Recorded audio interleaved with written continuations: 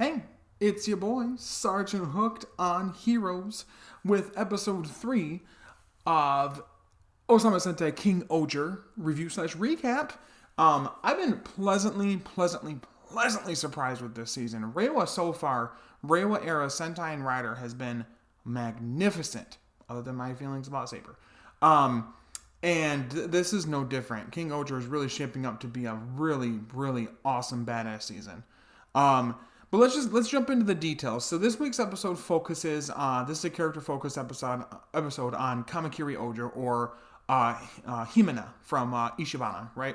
So last episode, of course, she took, her Kamakiri, the Shoe God Kamakiri came and took Gira and Yanma to Ishibana, right? She brings them there.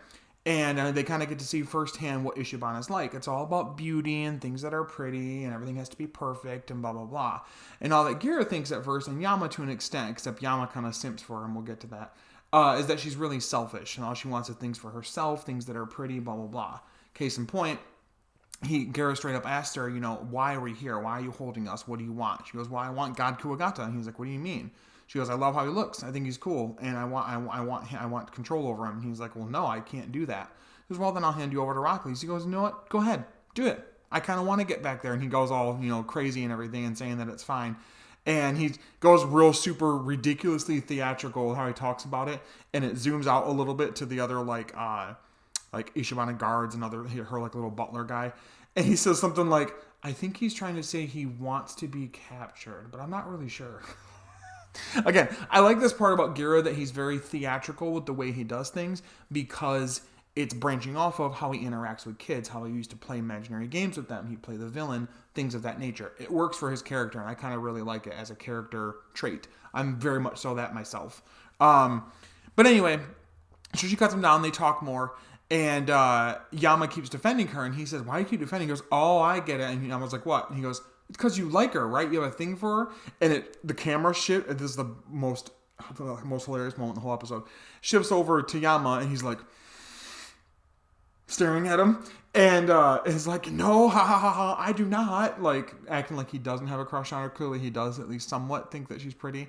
So anyway, they're going back and forth, and that she kind of leads him around the kingdom to kind of understand, more about it. And she's really interested in Gira because of how he has the connection to God Kuwagata, and then he's not really a true king, but somehow was able to not only activate the Ohger caliber, but also activate King-Ohger.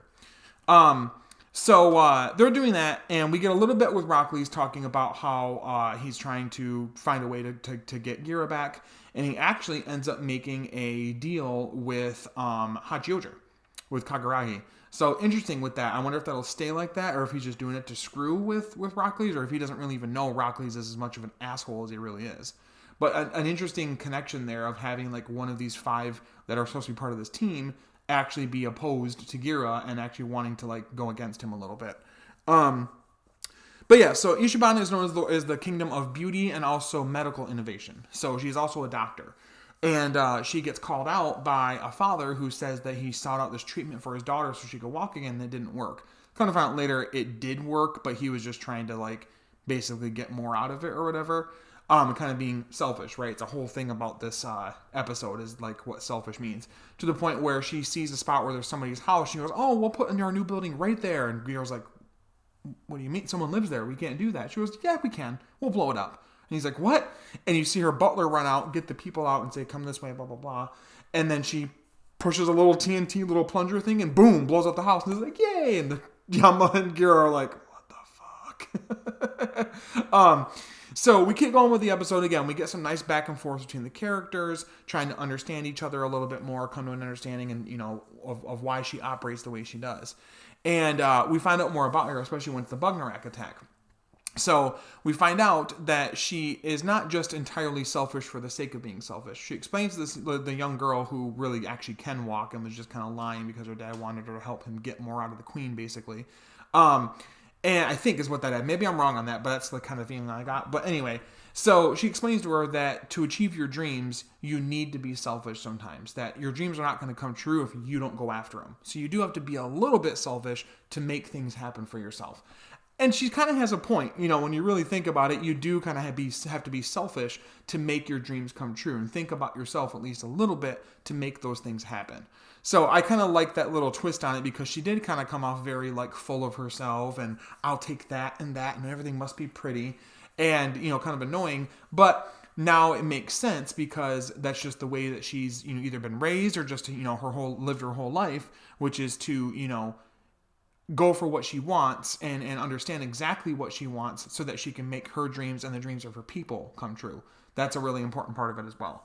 And Gira likes that. And Gira actually mentions to her, he's like, I know that that's true because I actually went and found the family you'd kicked out of that house. And come to find out, she actually already had a place set up in the palace or somewhere near the palace of a completely brand new badass house for them to be in ahead of time. It wasn't just like a random get these peasants out of here. She had planned it out and like wanted it set up that way. So it shows that she is charitable and she does care about her people. And this is a really cool like way of doing this whole thing because that was the thing I was worried about with King-Ohger going in was how they were going to differentiate these 5 different kings or royalty, majesties, whatever, and how they were going to do things differently from each other and how they're going to come together as a team. That's still yet to be seen fully. Yama's just kind of along for the ride. And I mean, I feel like she has not a thing for Gira, but she's interested in how he's able to be so successful, not truly being a king as far as she knows. But yeah, so we also get a little tidbit. We see in the background at one point, Rita just like hanging out like in a window and then she just is gone in the next scene. Okay. This fucking show. So the Bugnarok attack, we finally get, you know, her transforming, her Ogai Buso. You know, she transforms her Kamakiri Oja. I just really like how it says it. Kamakiri Oja. Kuagat Oja. Tambo Oja. And they get, eventually destroy, you know, I can't remember the name of it. The foot soldier ant things, and then they fight the big monster, right? The monsters seem to be following the similar design thing from the last few seasons where it's all of them have a similar bottom-ish half or undersuit, and then they put a unique thing on top of it to kind of differentiate it from the other monsters. I like that. I think that it's cool. I think it's a waste for them to have, you know, a completely head-to-toe unique monster outfit for every single episode because it's going to be a monster of the week. It's destroyed in that same episode. Most of them don't last past a 2-parter. So it kind of makes sense. I think it's a cool little Reiwa trick, if you will, Reiwa design aesthetic, if you will. But they form King-Ohger, of course, with her, you know, helping to pilot this time.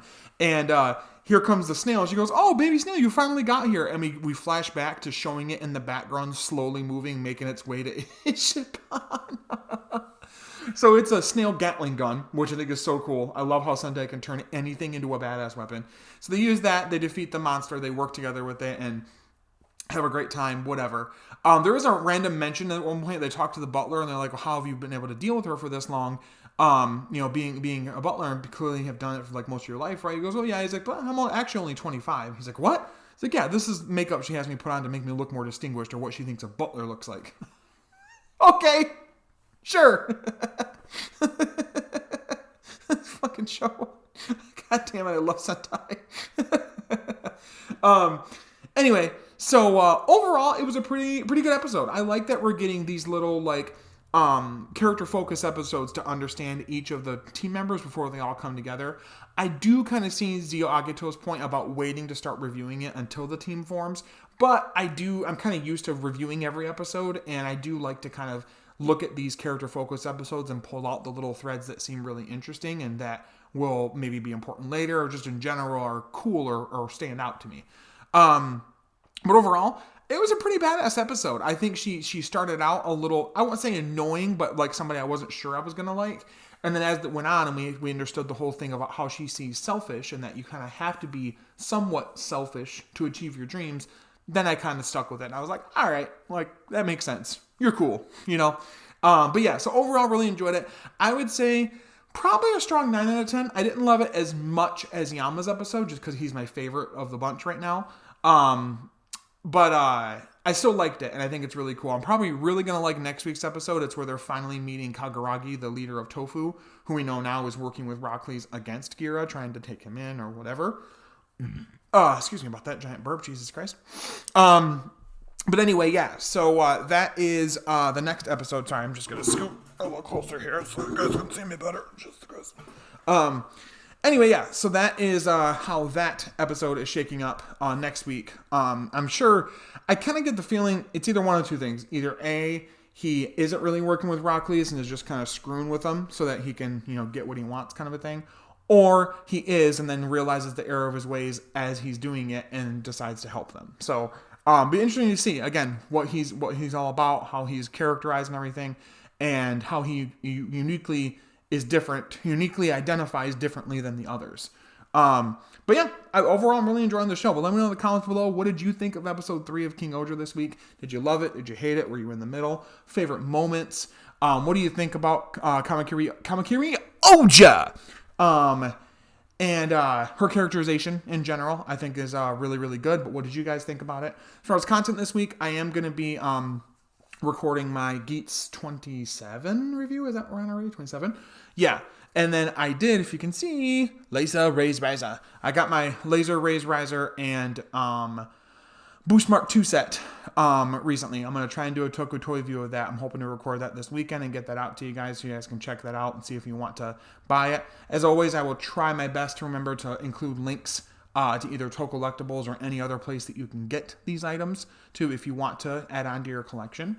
And there won't be any Henshins and Homies podcast episode this week because we're so excited. We've been welcomed back to the Tokusatsu Showdown with Keza Henshin.